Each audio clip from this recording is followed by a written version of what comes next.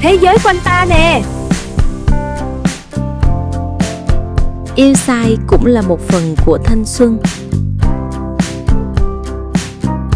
Người ta thường nói tay trái gần với trái tim nhất.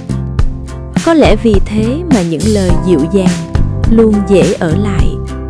Một câu quan tâm rất nhỏ, một lời chúc ngủ ngon, một tiếng gọi thân quen, đôi khi đủ khiến một người mỉm cười cả ngày.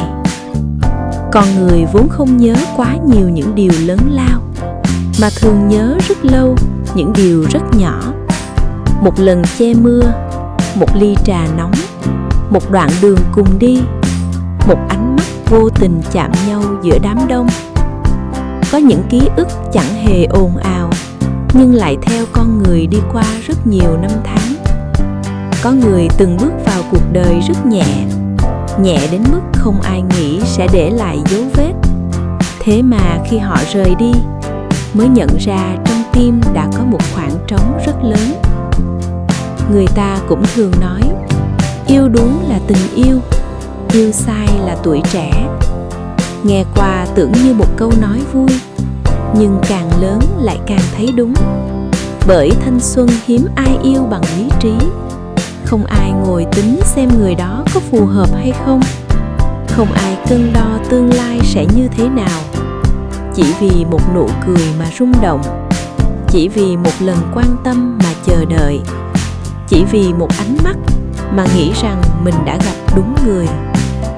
Tuổi trẻ luôn yêu bằng tất cả những gì mình có, không giữ lại đường lui, không chuẩn bị cho chia xa, không nghĩ đến tổn thương. Chỉ nghĩ rằng chỉ cần thật lòng thì sẽ có kết thúc đẹp. Rồi cuộc đời dạy cho con người một bài học rất chậm. Thật lòng không phải lúc nào cũng đủ. Yêu nhiều cũng không đồng nghĩa sẽ đi cùng nhau đến cuối. Có những người xuất hiện không phải để ở lại, mà để dạy con người biết trưởng thành. Có những cuộc gặp không phải để nắm tay suốt đời, mà để hiểu trái tim mình có thể rung động sâu đến thế. Có người từng khóc rất nhiều vì một mối tình, từng nghĩ nếu mất người ấy, thế giới cũng sẽ mất màu.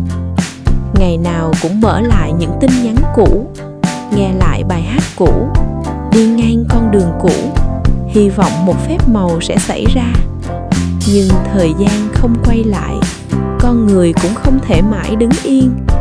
Có những ngày, nỗi nhớ giống như cơn mưa, rơi rất nhẹ, nhưng đủ làm ướt cả tâm hồn. Có những đêm, chỉ một câu nói cũ cũng khiến mắt đỏ hoe. Có những nơi, chỉ cần bước đến là ký ức lại ùa về. Người ta thường tiếc một người, thật ra là đang tiếc chính mình của ngày ấy. Tiếc một phiên bản dám yêu, dám tin, dám chờ đợi, dám hy vọng, mà không sợ bị tổn thương. Trưởng thành rồi, con người biết yêu cẩn thận hơn, biết giữ khoảng cách, biết suy nghĩ nhiều hơn, biết hỏi người kia có phù hợp không, có cùng hướng đi không, có thể đi cùng nhau bao lâu. Mọi thứ đều đúng, chỉ là trái tim không còn vô tư như trước. Có lẽ vì thế mà mối tình đầu luôn đặc biệt. Không phải vì đó là người tốt nhất, mà vì đó là lần đầu. Biết thế nào là mong ngóng một tin nhắn, biết thế nào là đứng giữa đám đông nhưng chỉ nhìn thấy một người, biết thế nào là cả ngày vui chỉ vì một lời hỏi han, và cũng biết thế nào là thức trắng chỉ vì một cuộc chia tay. Có người từng tự trách mình, giá như không gặp, giá như không yêu, giá như chưa từng bắt đầu. Nhưng nhiều năm sau nhìn lại mới hiểu, nếu không có những ngày ấy sẽ không có con người của hiện tại. Chính những lần yêu sai đã dạy cách yêu đúng. Chính những lần tin nhầm đã dạy cách nhìn người. Chính những lần tan vỡ đã dạy cách chữa lành. Không ai lớn lên bằng những ngày bình yên mãi mãi.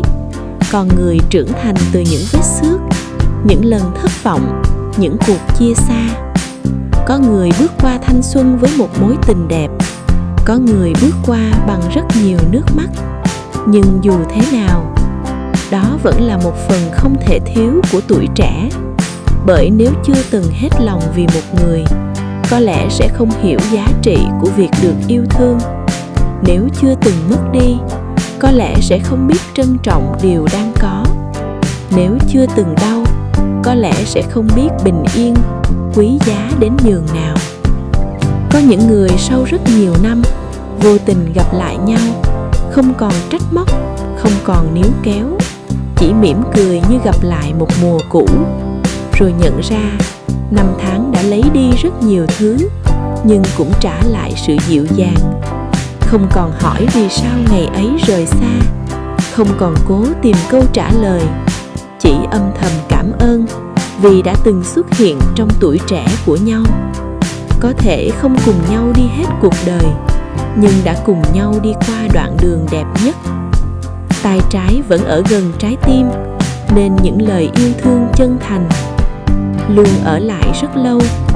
Dù người nói đã đi xa, dù thời gian đã đổi thay, dù ký ức đã phủ bụi, chỉ cần một chiều lặng gió, một bài hát cũ, một cơn mưa bất chợt, hay một ánh mắt giống năm nào, tất cả lại trở về nguyên vẹn, để rồi mỉm cười và hiểu rằng có những người không thuộc về tương lai, nhưng mãi mãi thuộc về thanh xuân.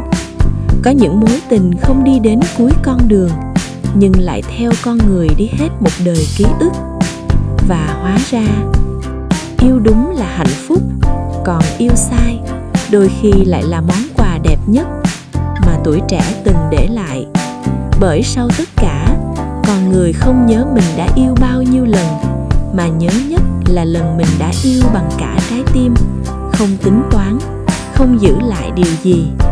Đó là tuổi trẻ, vụng về nhưng chân thật, ngây ngô nhưng rực rỡ, đau rất nhiều nhưng cũng đẹp đến mức dù có được lựa chọn lại, vẫn sẽ mỉm cười bước vào và yêu thêm một lần nữa. Cảm ơn cả nhà đã xem cùng mình. Hẹn gặp lại ở clip sau nha. Bye bye. Nhớ đăng ký kênh Hoa Nắng để ủng hộ mình nhé.